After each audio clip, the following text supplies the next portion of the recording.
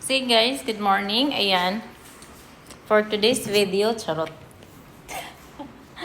For today's video, mag-ano tayo ng coffee ni Ninang.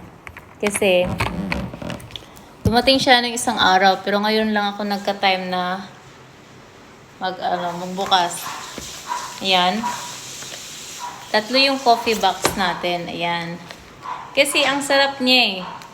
Yung alam mo yung hindi pwedeng mawala eh. Kasi nga, napakasarap niya. Yung natural yung tamis niya. So yun. Napakasarap. Kaya bubuksan natin siya.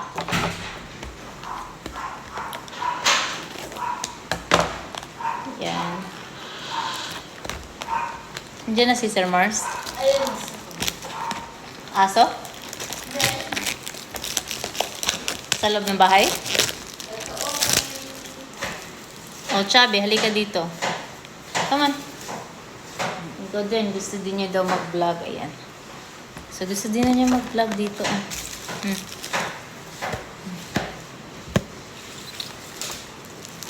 So, ayan. Bubuksan na natin siya. Para madali siyang Uy, umalis ka dyan! Alis! Talaga. Yan.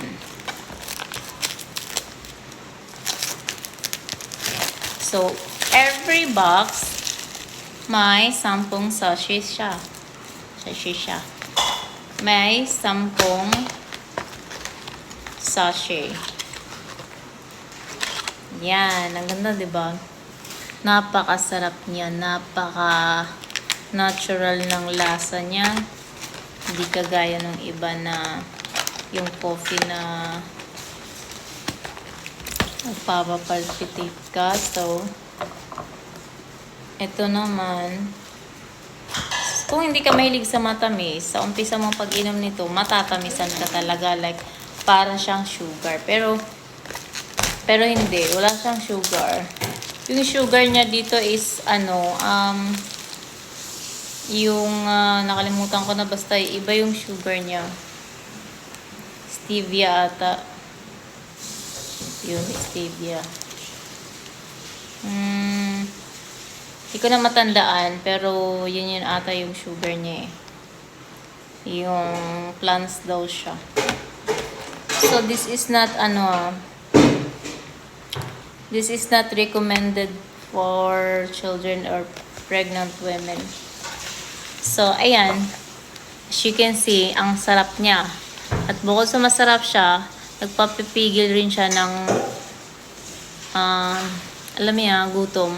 Na pipigilan niya yung pagkakagutom mo. Like, kunwari, gutom ka. Kumain ka. Tapos, ng pagkakain mo, ininom mo siya ng sabay. Nawawalan ka na ng gana. Yun. Pero kung iinumin mo naman siya ng hindi ka pa kumakain, masama yun, diba? So, bawal siyang inumin na hindi ako kumakain. Pero, nasa sa inyo naman yun kasi nga may glucose siya eh. Pwede rin siyang inumin before or after kasi nga, ang gluta kasi kadalasan na umi-effect kapag iniinom mo siya ng walang laman ang tiyan. So, that's all for today's video. Bye-bye.